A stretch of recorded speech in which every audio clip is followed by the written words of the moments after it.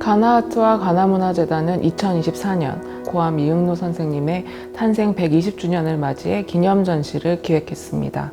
이번 전시는 총 2부로 진행되는데요. 1부 고암 시대를 보다 사생에서 추상까지에서는 1930년대부터 1970년대까지 고암 이응노가 본격적으로 그림을 시작해서 일본으로 유학을 가고 또 1958년 프랑스로 떠나며 자신만의 추상을 확립해 나가는 시기를 중점적으로 다룹니다.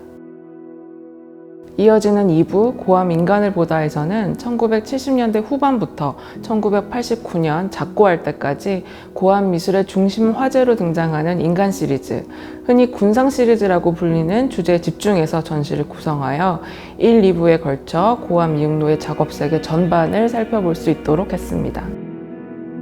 오늘 저와 함께 보실 기념전의 1부 고암 시대를 보다 사상에서 추상까지는 고암이 일제강점기와 해방공간의 모습을 보고 그린 풍경화에서 출발합니다. 이응노는 스승의 그림을 쫓아서 그리던 문인화 시기를 지나 30대부터 본격적으로 자신의 예술이 나아가야 할 방향을 고민하기 시작했습니다. 그 답을 찾기 위해 그는 1935년 일본 동경으로 유학을 떠납니다. 일본 유학 중에 접한 서양화의 사실적인 표현 방식, 그리고 사생을 강조한 스승의 가르침에 특히 감화된 이응노는 문인화의 관념성에서 점차 벗어나 일상에서 발견한 풍경을 그리는 데 전념했습니다. 해방 무렵 서울로 돌아온 이응노는 일제강점기 이후 도시의 생활상을 화폭에 옮겼습니다. 이전의 사생은 향토적인 풍경이 주를 이뤘지만 해방 공간에서 사생은 그 중심에 사람이 있었습니다. 삶을 그림의 주제로 선택한 것이죠. 시장의 상인, 지게를 진 노인, 화로 앞에 여인과 같은 평범한 사람들이 이응노의 화폭에 등장했습니다.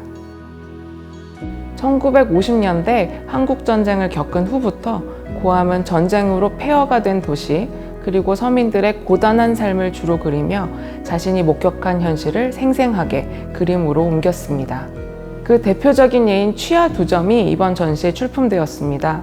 2점 모두 그동안 공개된 적이 없는 작품들인데요. 작품을 보면 앞쪽에 놓인 탁자 둘레에 2~3명의 사람이 앉아서 술을 마시고 그 뒤로 여러 인물 군상이 배경으로 묻히듯 그려져 있습니다. 또 다른 작품에는 밀짚 모자를 쓴 인물들이 등장하는데요. 이 작품의 중앙에는 웃는 눈에 돼지머리가 걸려 있고 그 왼쪽 끝에 외상은 안 됩니다 라는 글귀가 적혀 있어서 눈에 띕니다. 고암 이응노는 취하를 두고 자화상 같은 그림이다 라고 했습니다. 이는 취하 속 평범한 사람들의 일상이 당대의 얼굴을 있는 그대로 잘 보여주고 또 한 시대를 증언하고 있다는 의미일 것입니다. 취하에서는 활달하고 거침없는 필치가 두드러집니다. 눈에 보이는 것을 그대로 옮겨 그리는 이전의 사생과 달리 빠른 분놀림으로 인물의 형태를 과감히 생략하고 왜곡해서 현장의 흥과 분위기를 강조한 것이 특징입니다. 이런 표현 방식 때문에 취하는 이응노의 초기 추상회화로 읽히기도 합니다. 이응노는 자신의 50년대 작업을 두고 반추상의 시대라고 이름 붙였습니다. 고암의 반추상은 일단 사생하듯이 그림의 중심 대상을 그리되 이를 충실히 재현하는 것에 그치지 않고 추상적으로 표현해서 작가의 주관을 드러내는 작업입니다. 이 시기에 나타나는 추상성은 고암이 한국의 격동기를 겪으면서 보고 느낀 것을 보다 과감하게 그려낸 결과라고 할 수 있습니다. 1958년 이응노는 더 큰 세상을 향해 유럽으로 떠납니다. 그리고 곧 세계 무대에서 주목을 받기 시작하는데요. 1960년 프랑스 파리에 정착한 이응노는 당시 파리 화단에서 앵포르멜 운동을 주도한 폴 파케티 화랑과 전속 계약을 맺고 본격적으로 추상 작업에 돌입합니다. 그가 프랑스에서 처음으로 선보인 추상 작업은 콜라주 작업입니다. 파리 이주 초기에 경제적 어려움에 시달려서 화구를 마련하기 어려웠던 이응노는 버려진 잡지나 신문을 찢어서 붙이면서 콜라주 작업, 즉 컴포지션 시리즈를 시작했습니다. 초기 콜라주 작업에서 고암은 종이를 구기거나 뭉쳐서 캔버스에 중첩하여 붙이고 그 위에 채색을 하는 방식으로 작업을 했습니다. 그 때문에 작품에 양감이 생기고 종이와 풀, 안료가 엉켜서 만들어낸 특유의 질감이 관찰됩니다. 이후 전개된 콜라주 작업에서 고암은 한지를 동물이나 사람을 연상시키는 모양으로 얇게 찢어 나열하는 방식으로 화면을 구성하는 변화를 보이게 돼요. 화면의 요소들을 보면 상형 기호처럼 보이기도 하는데요. 이는 고암이 서예적 추상이라고 불렀던 문자 추상의 출발점입니다. 파리에서 활발하게 활동 중이던 1967년 이응노는 동백림 사건에 연루되어 2년이 넘는 시간 동안 옥살이를 해야만 했습니다.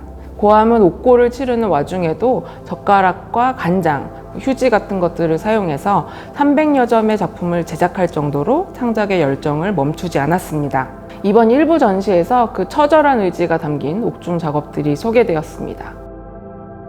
이 작품은 이응노가 대전교도소에 수감되었을 당시에 그린 풍경화입니다. 투옥 후반기로 갈수록 이응노는 그가 예술가임을 알게 된 간수라든지 주변 사람들의 배려로 먹이나 종이 같은 작업 재료를 구할 수 있었습니다. 자연의 풍경을 자의적으로 해석해서 추상화하는 데 몰두했던 고암의 1960년대 화풍을 이 그림에서도 확인할 수 있는데요. 이러한 방식으로 고암은 계속해서 동양화의 혁신을 꾀했습니다.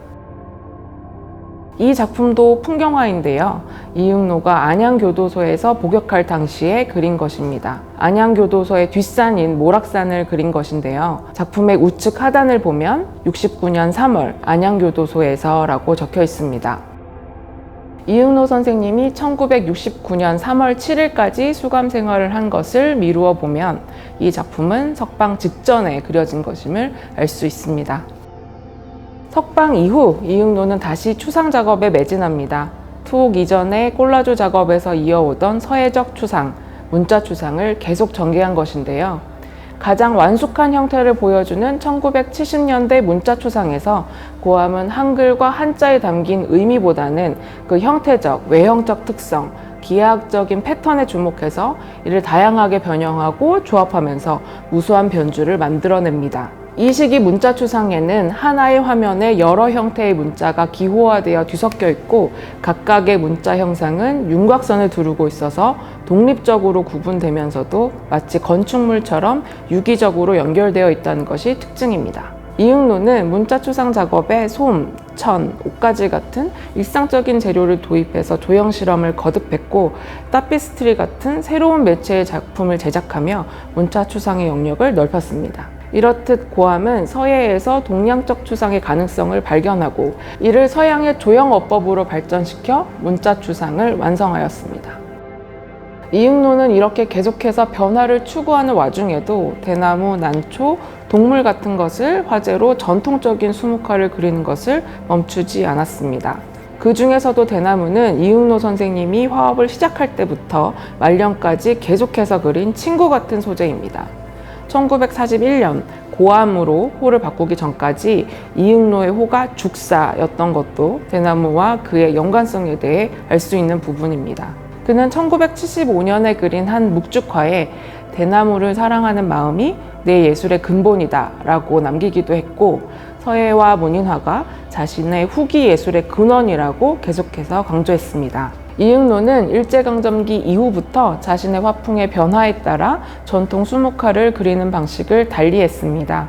그는 대나무를 스승의 가르친 대로 또 전통적인 필법에 맞춰서 그리는 것에서 시작해서 사생의 눈을 뜬 시점부터는 실제 대나무를 보고 그리면서 대상에 생기를 부여하고 반추상의 시기에는 전통적인 소재를 보다 자유분방한 필치로 그렸습니다. 고암의 전통 수묵화, 그 중에서도 대나무 그림은 그가 도불 이후에도 지속한 조형 실험의 뿌리이자 그가 지나온 예술의 궤적을 엿볼 수 있는 기록입니다.